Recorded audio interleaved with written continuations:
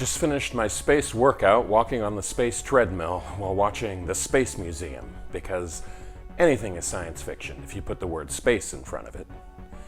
Welcome to the Time Treadmill.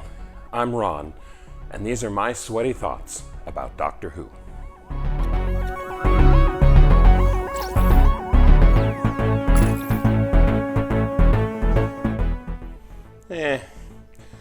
I don't hate this one. I mean, it's no Planet of Giants, but I didn't care for this story the first time through, and I don't care for it anymore this time through. The concept of the Space Museum is, as the title implies, the TARDIS arrives on a planet that is a museum. Woohoo! The sci-fi gimmick, aside from putting space in front of it and everything in the museum being science fiction-y, is that the TARDIS has jumped a time track, and so the lead characters wind up in their own future for the entirety of the first episode. And then at the end of the first episode, they find themselves in cases in an exhibit inside the museum in the same room with the TARDIS. But they can't touch anything, their hands just pass through anything they come near, and they can't hear any of the few people in the museum, and in fact those people can't see or hear the TARDIS crew. As I say, they're ghosts in their own future.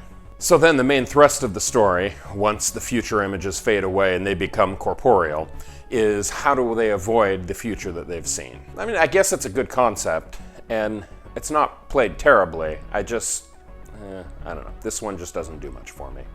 It's hard to work up any excitement for it. About the only two interesting things I can say about this story are, first of all, much like the previous story where Verity Lambert decided it was time for her to leave at the end of the season, this is the story in which Jacqueline Hill decided that it was time for her to leave as well. She and Ian will be around for this story, and by the end of the next story, they will both be gone. The second interesting thing is this story features a very young Jeremy Bulloch. If that name sounds familiar, it's because he played Boba Fett in The Empire Strikes Back. Obviously, I never would have recognized him on sight because in Star Wars he never showed his face. But there he is in the end credits, and it's most definitely him. So I guess that's all the commentary I have for today. Tune in tomorrow when I'll struggle to find something interesting.